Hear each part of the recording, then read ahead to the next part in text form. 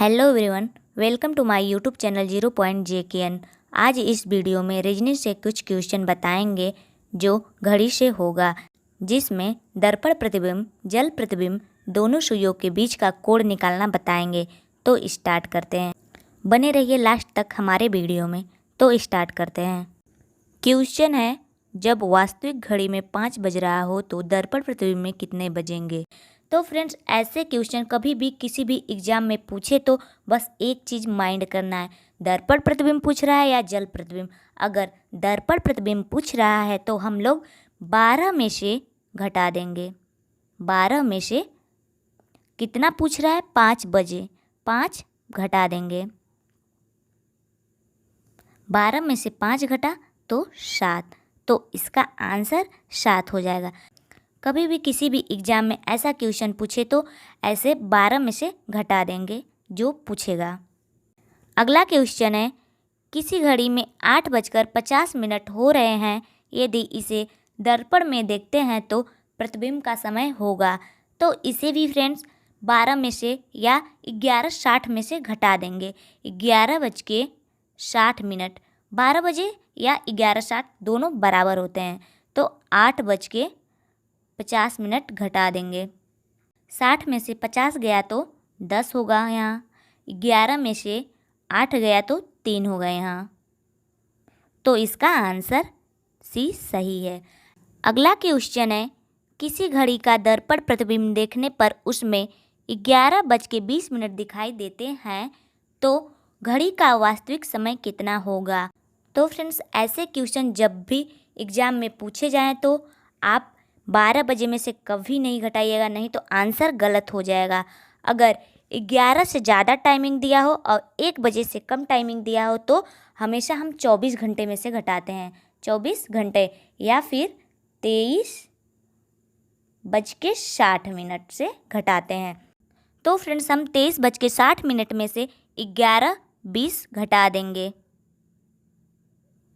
0 में से 0 घटेगा 0 हो जाएगा, 6 में से 2 घटेगा 4 हो जाएगा, 2 में से 1 घटेगा 2 हो जाएगा, और 2 में से 1 घटेगा तो 1 हो जाएगा।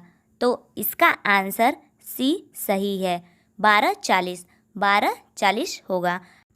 तो ध्यान रहे, जब भी एग्ज़ाम में ऐसे क्वेश्चन आए और 11 से ज़्यादा टाइमिंग दिया हो और 1 बजे से कम टाइमिंग दिया हो तो हमेशा हमें 24 घंटे में से घटाना है या फिर 23:60 में से घटाना है, नहीं तो आंसर गलत हो जाएगा।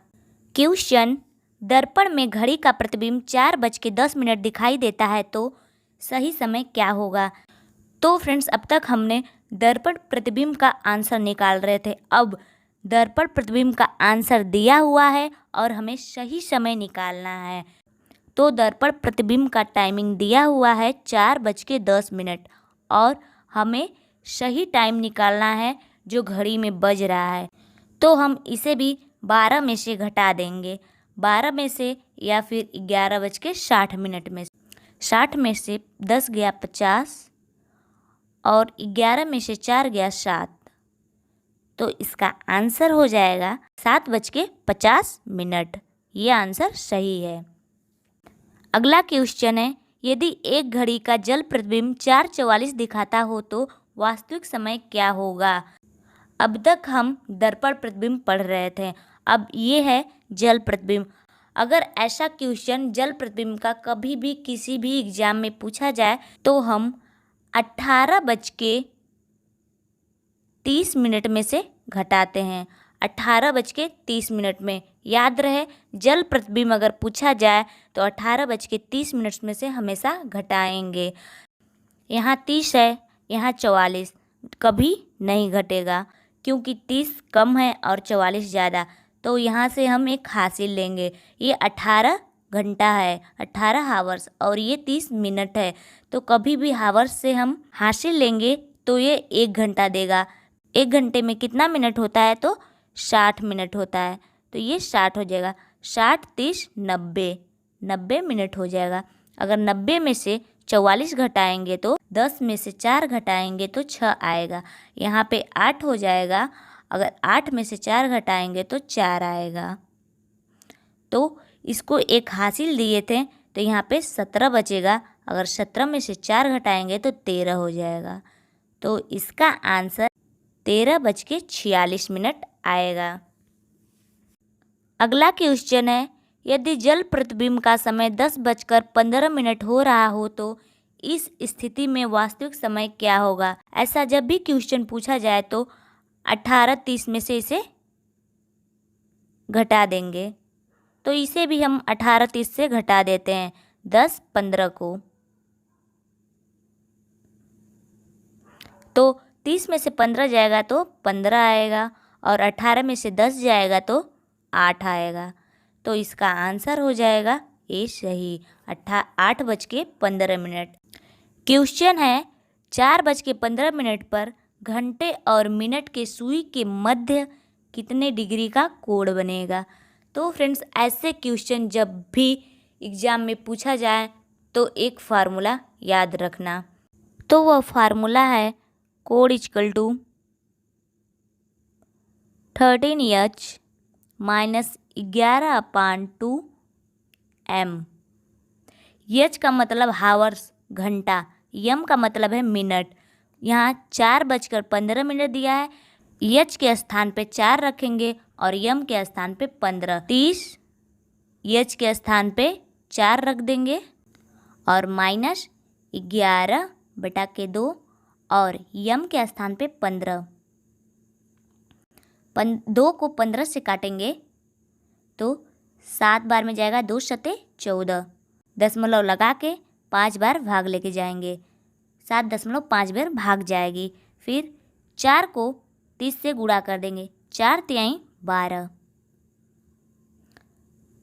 और 0 यहाँ उतार लेंगे। फिर 11 का भाग 7.5 में कर देंगे तो 11 पचे 55, 11 सते 77 और 5 7 5 12 को 2, 7 1 8।